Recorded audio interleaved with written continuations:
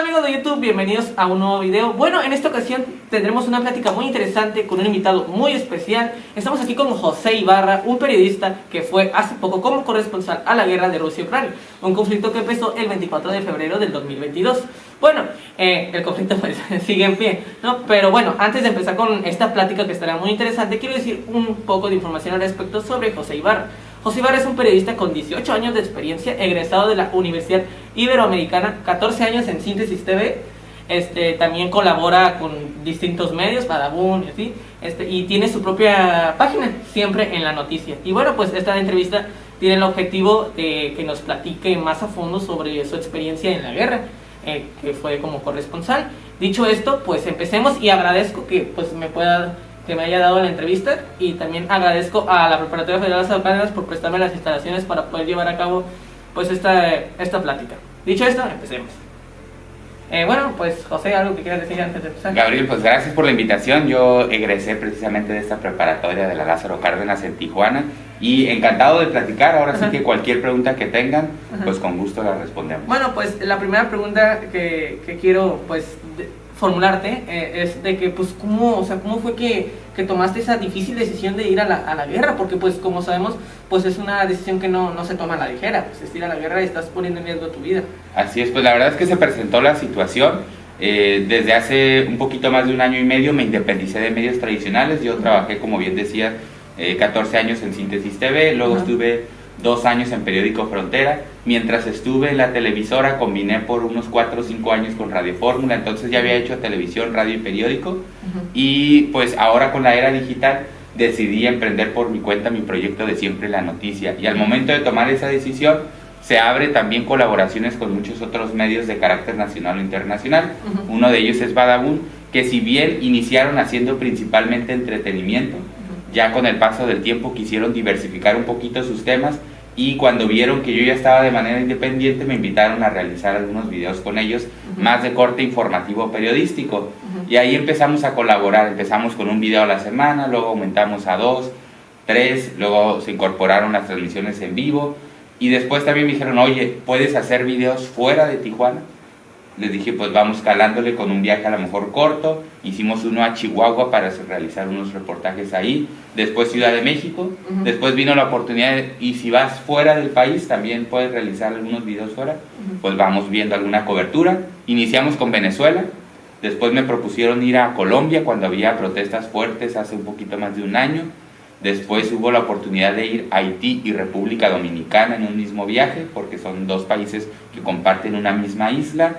Y ya después de todas estas coberturas, pues gradualmente fuimos trabajando, y eso nos dio pauta para que al momento de que surgiera este conflicto me dijeran si podíamos ir a Ucrania. Y la verdad es que yo pensé que a lo mejor me iba a costar un poquito más de trabajo decidir, pero en cuanto me dijeron, fue automático el sí. Obviamente lo tenía que consultar con mi familia. Yo soy un hombre casado, tengo 2 hijos, y todas las decisiones las tomo en conjunto con mi esposa, así que pues había que plantearlo con ella. Lo analizamos, vimos pros y contras, y bueno, lo vimos más como una oportunidad también en mi carrera de cubrir algo que jamás había estado, y que en ese momento pues la atención del mundo estaba en ella, aunque como dices, la guerra no ha terminado.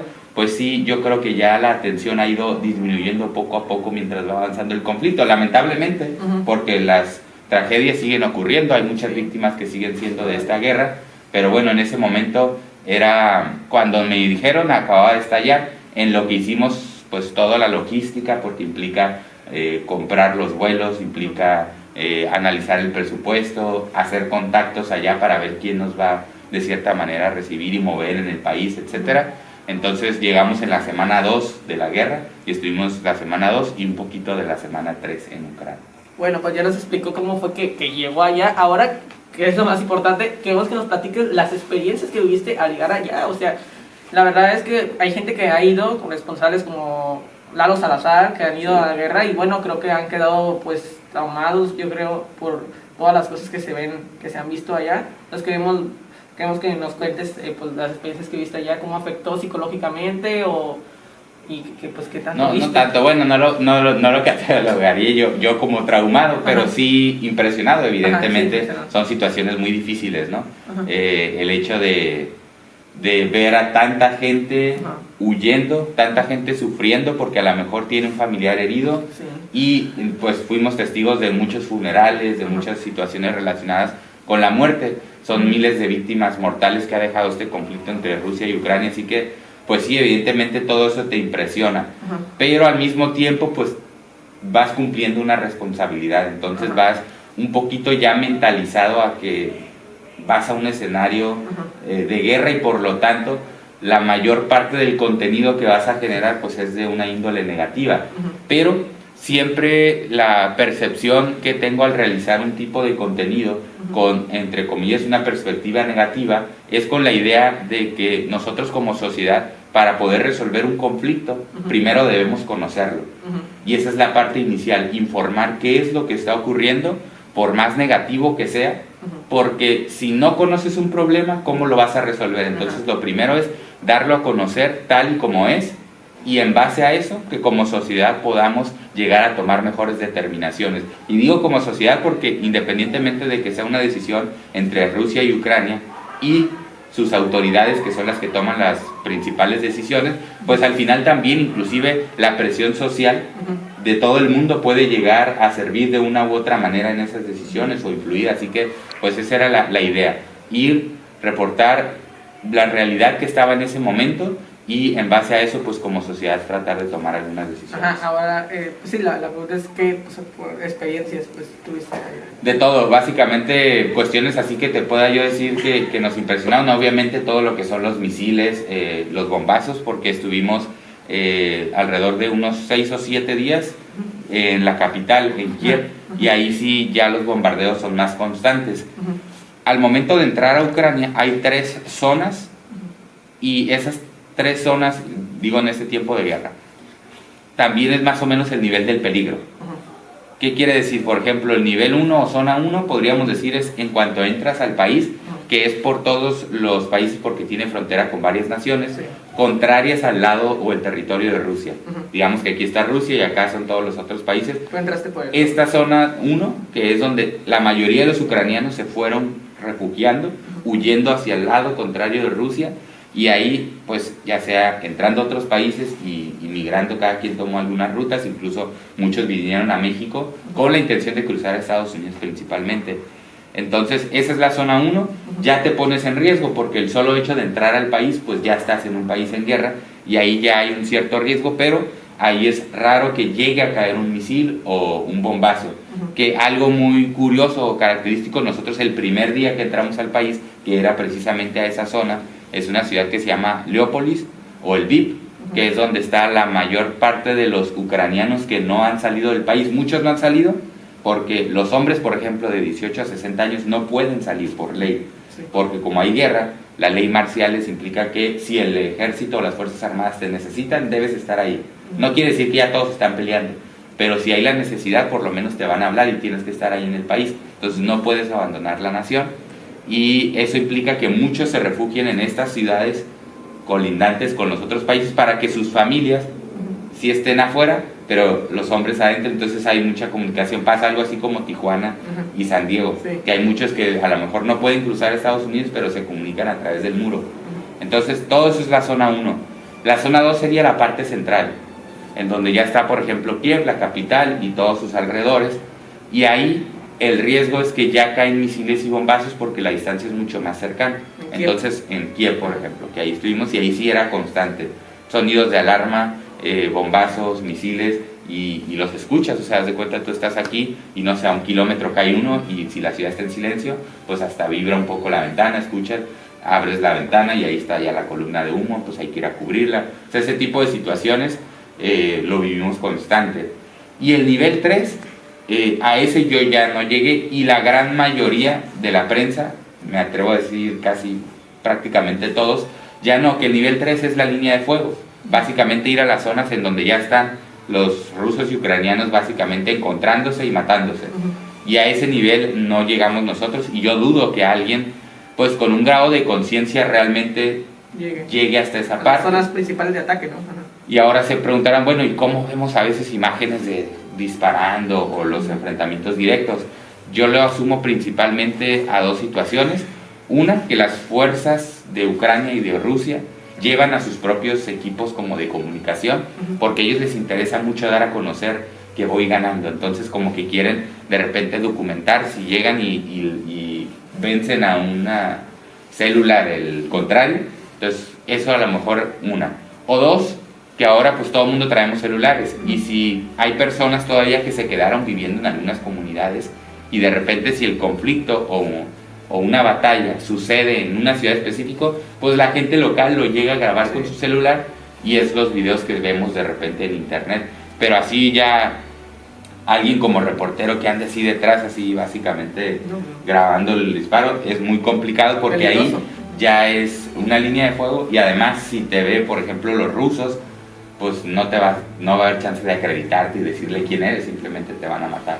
Entonces, más o menos así lo catalogaría, y nosotros estuvimos obviamente nivel 1, todas las historias humanas, porque ahí está la mayor parte de la gente, y nivel 2, en donde ya es ciudades sitiadas, y en donde eventualmente ya hay algunos enfrentamientos, y obviamente constante ya lo que son misiles y bombazos. A ese nivel sí llegamos a reportar, y ya al nivel 3 dijimos, sabes que hasta ahí yo creo que es el límite que nos habíamos fijado, que de hecho inicialmente nada más íbamos a entrar al nivel 1, pero ya estando allá, la verdad es que la adrenalina te gana, y si quieres ir a conocer un poquito más y avanzar, hasta que ya llegamos a un punto en que pues ya eran misiles y bombazos, dijimos, yo creo que ya hasta aquí podemos reportar, y lo demás sí sería un riesgo todavía mucho mayor.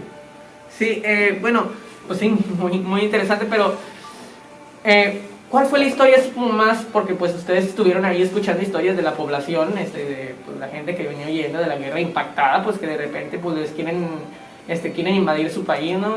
Quieren atacar, entonces pues ellos están muy impactados, quieren salir.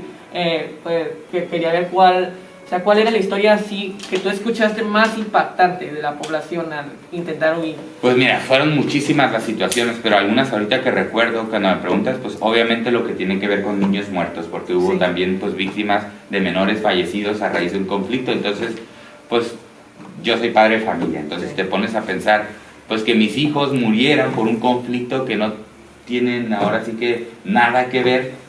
Sí es muy complicado, y el hecho de ver a padres de familia llorando en los funerales por sus hijos fue algo de lo más difícil. Y funerales, bueno, nos tocó muchísimos, entonces no solamente fue de menores de edad, ver el sufrimiento de las familias por algo que no entienden, porque ni siquiera dentro de Ucrania les preguntaba, bueno, un poquito la razón, cómo ves las decisiones de las autoridades. O sea, es una situación que no se entiende. O sea, es como si aquí ahorita se desata una guerra y tenemos que huir, o se desata una guerra y perdemos familiares, amigos. O sea, no lo comprenderíamos, y eso pasaron o están pasando todavía en Ucrania. Después, algo que nos dejó muy marcado, después de Ucrania nosotros estuvimos 12 días dentro de Ucrania. Salimos y todavía hicimos 5 días de cobertura en Polonia, uno de los países vecinos, que de hecho Polonia es el país que más ucranianos ha recibido. Queríamos ir ahí porque todos esos países o alrededores, o la mayoría de ellos, pues estuvieron inmersos en lo que fue la Segunda Guerra Mundial, que fue hace apenas 80 años. A veces decimos Segunda Guerra Mundial y pensamos que es lejísimos, y en realidad no ha pasado ni un siglo. O sea, fue hace 80 años en donde hubo una guerra mundial, en donde varios países se vieron involucrados, y ahorita es una guerra entre 2 países, ahora imagínate una entre varios. Entonces eso fue algo que pues quedó marcado en el planeta, y queríamos ir ahí a Polonia porque hay muchos vestigios o situaciones que ellos conservan para tratar de generar conciencia entre la población, y que pues presuntamente no se repitan este tipo de situaciones. Lamentablemente como sociedad pues evidentemente no aprendimos de la situación, porque fuimos por ejemplo a visitar los campos de exterminio. Hay unos campos que es en donde se mataron a más personas, que fue alrededor de 1 millón de personas, que es el campo de exterminio de Auschwitz, se le llama, y ahí mataron a aproximadamente 1 millón de judíos, gays, quien era opositor políticamente, quienes estaban en contra de la denominada ocupación alemana por los nazis, y ahí los llegaban y los mataban, o si vivías era solamente porque podías trabajar para ellos como esclavo. Entonces nos afectó mucho emocionalmente ir de ese contraste, porque teníamos una cobertura de mucha adrenalina, 12 días dentro de Ucrania en guerra, y después salimos y fuimos a hacer esas coberturas en donde ya era mucho relación con víctimas de guerra. Y entonces la verdad es que sí fue como un momento complicado emocionalmente estar recorriendo esos campos donde murieron muchas personas producto de una guerra y nosotros veníamos de una que se está llevando a cabo en estos momentos. Entonces sí fue como complicado y así te puedo decir muchas cosas que pues nos abarcarían. Estaban ustedes hospedados en un hotel donde había prensa de todo el mundo, ¿no? Sí. No había más mexicanos, ¿no? Y en la zona del VIP, que es la zona de Leópolis, ahí estuvimos hospedados en un hotel muy modesto en donde había muchos ucranianos, porque como es la zona en donde finalmente se estaban refugiando los que venían huyendo, ahí sí estábamos con más personas locales.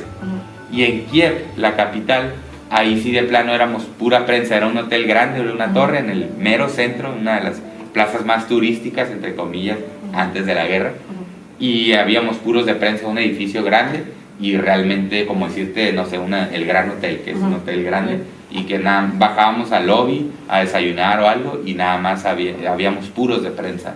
Entonces eran como situaciones y realidades muy distintas de una ciudad a otra, una en donde había refugiados, y en otra donde básicamente todos habían huido y habíamos pura prensa. No, y ni desayunar a gusto, porque no sabía ni en qué momento podía caer un misil. Mira, la verdad es que eso, yo le decía a mi productor, Guillermo Medina, fuimos dos, mi productor, él se encarga de todo lo técnico y yo de la información, y le decía, la verdad es que no vale la pena estar pensando o con un miedo a que nos puede caer o no el misil, simplemente más bien la mente ágil para que en dado caso de alguna situación podamos reaccionar lo más rápido posible y ya sea irnos al refugio o ir a hacer la cobertura, pero la preocupación no debe ser parte de tu mentalidad en ese momento porque pues no sabes en realidad dónde puede caer un misil o un bombazo, no lo puedes controlar, entonces ni modo que estés bien preocupado porque a lo mejor cae aquí, no, y si me muevo para allá a lo mejor cae allá, no sabes. Entonces, no evacuaron del hotel,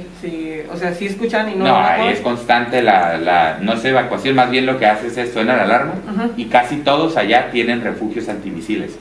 Es un país que como está en una zona en donde a través de la historia ha habido muchos conflictos bélicos, la mayoría de las estructuras tienen refugios antimisiles, que es básicamente como subterráneos, pero pues a base de bases muy sólidas de concreto, en donde si cae un bombazo, por ejemplo, en el edificio y hace afectaciones, pues abajo se supone que la estructura te va a proteger. Sí, o sea, no tuvieron que evacuar. No, evacuar no, o sea, si suena la alarma te vas al refugio, y eso sí lo tuvimos que hacer varias veces, pero no te sales a la vía pública, sino más bien en lugar suena la alarma y te vas al refugio, que sería una especie como de evacuación, esa sí es constante, no sé, eran en promedio 2 o 3 veces por día que tenías que hacer eso.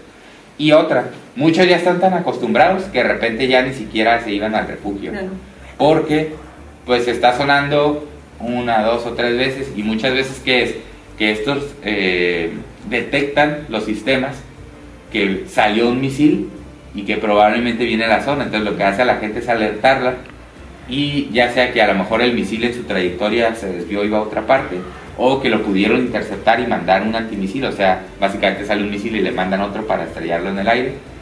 Entonces, muchas de estas alarmas, pues obviamente no terminan en un impacto, entonces con el paso del tiempo y tantas alarmas, la gente como que se acostumbra y de repente ya no iban al refugio. Entonces, al principio cuando llegamos como que nos costaba un poquito trabajo creer, porque nosotros pensamos que ya íbamos a llegar, y en cuanto sonara la alarma todo el mundo a correr, así como despavorido, como nos pasó a nosotros la primera o segunda vez. Ya después con el paso del tiempo dices, hasta uno se va acostumbrando y ya bajas con mucho más calma, ya reaccionas de manera más segura o más lenta, pero como que más concreta.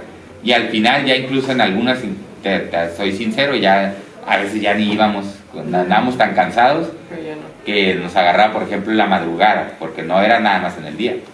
Nos agarraba después de un día de trabajo y ya después de varios acumulados de trabajo, pues a las 3 de la mañana suena la alarma antimisiles, estás tan cansado que ya hasta nos volvíamos a dormir y decíamos, ¿sabes qué? Pues si cae aquí, cayó, ni modo, o sea, ya era tanto el cansancio que a veces entras en esa situación. Que así se moría ya ni modo. Pues casi, ¿no? O sea, ojalá y dices, pero suena tanto la alarma que dices, ojalá sea otra alarma falsa, ¿no? Afortunadamente, pues no. Qué enfadosa la alarma, ¿no? Sí, la verdad es que ya llega a ser tanto, y después de ahí en particular fueron 7 días, 6 o 7 días, no me acuerdo. Sí, pues es parte del show, ¿no? Sí. Es parte Y, o sea, además de escuchar desde el hotel, no se alcanzaba a ver la ciudad en fuego, o sea, no se alcanzaba a ver los bombazos así de lejos, o sea, verlos, no escuchar. Sí, ves parte porque nosotros estábamos en un piso alto y nosotros teníamos afuera una plaza que es como de las más famosas ahí en Kiev, que ahorita no recuerdo bien el nombre, creo que es Plaza de la Independencia. Y pues digamos que teníamos un parámetro amplio, pero no se ve toda la ciudad, se ve principalmente esa plaza y algo de distancia entre casas y zona turística. Y sí, pues básicamente sí vimos muchas columnas de fuego, etcétera. O sea, tuvimos que, si salía algo, ir a cubrir, y todavía llegamos y todavía había la columna de fuego de algún misil. Sí, pero ya no había parte del ejército ni nada llegando. No, sí, siempre. O sea, esa ciudad en Kiev estás, bueno, del ejército ucraniano. Ajá, no ruso. No ruso, no. Rusos no, nada más nos tocó ir a un campamento que tenían los rusos que ya habían controlado y que Ucrania lo recuperó. Y ahí vimos parte de equipamiento ruso, pero no, ver a una tropa rusa, no, sí,